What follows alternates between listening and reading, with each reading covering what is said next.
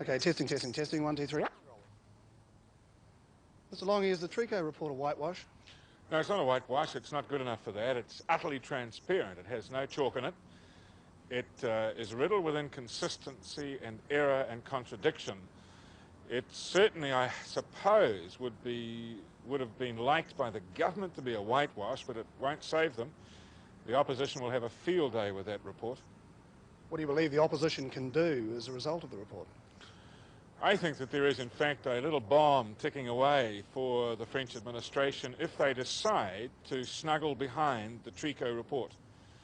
Because over the next few months and into the end of their parliamentary term, there will be facts emerging which will explode the Trico air of serenity.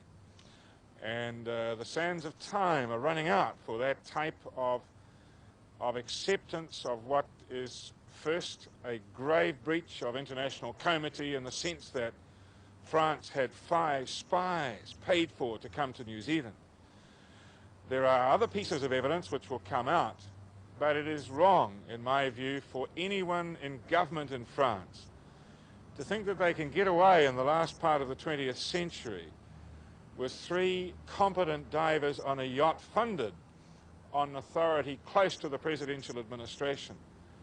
Which yacht was scuttled, which people were spirited back to France and not produced for questioning by the New Zealand police, popped up when wanted by Monsieur Trico, popped back again into their place of hiding.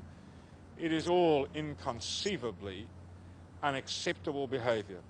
Those 3 spies are still in France. Do you believe that they will be brought back to New Zealand to face our justice system? I have asked that of the President of France.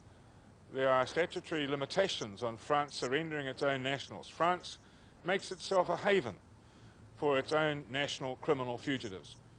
These people are innocent until proved guilty.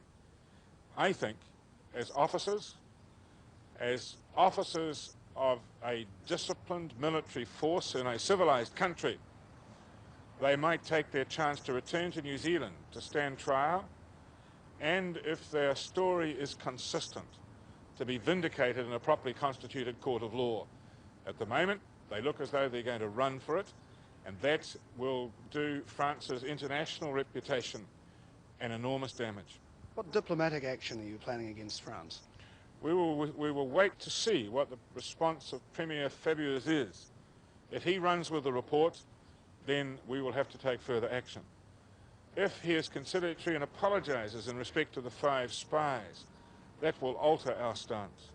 Do you expect the French ambassador in Wellington to return to France? I would think it an imperative. I cannot conceive how France could have a sustained relationship which gives the appearance of normality when there are such grave issues precipitated by France's unilateral defiance of the standards of international civilized behavior. And I cannot see them being so blatant as not to call him home. How would you describe relations between France and New Zealand now? Until France sent 5 spies onto our territory, they were amicable, although we had for a long time protested against their arrogance in continuing to detonate nuclear weapons in our part of the world. Is it at the lowest point ever, do you believe? It would be.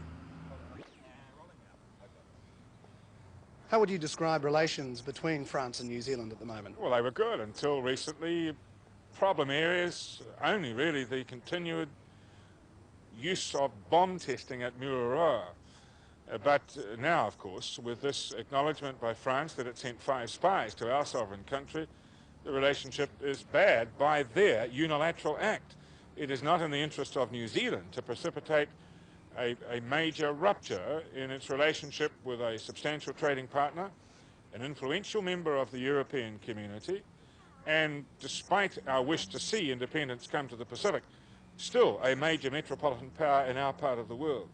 Given that France has admitted that it had 5 spies in New Zealand, can you really keep up diplomatic relations with the country? I believe that we ought to strive to do that.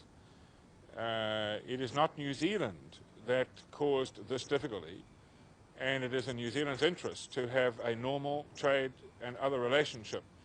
And New Zealand will strive to maintain civilized standards of international conduct. it is now for France to demonstrate that it will allow the comity of international principle to transcend the arrogance of nationalistic self-gratification. How did you feel when you read the report? Oh, I felt that what a tremendous flair.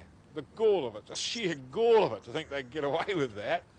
And I just wonder if they've calculated on it. I think that a few months' time, it could all blow up on them.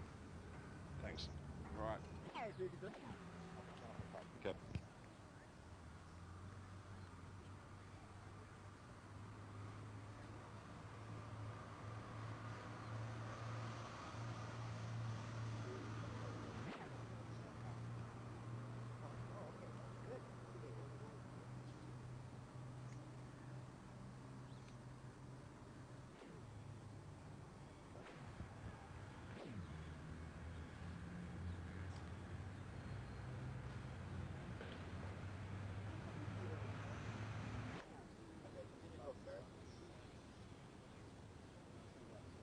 London.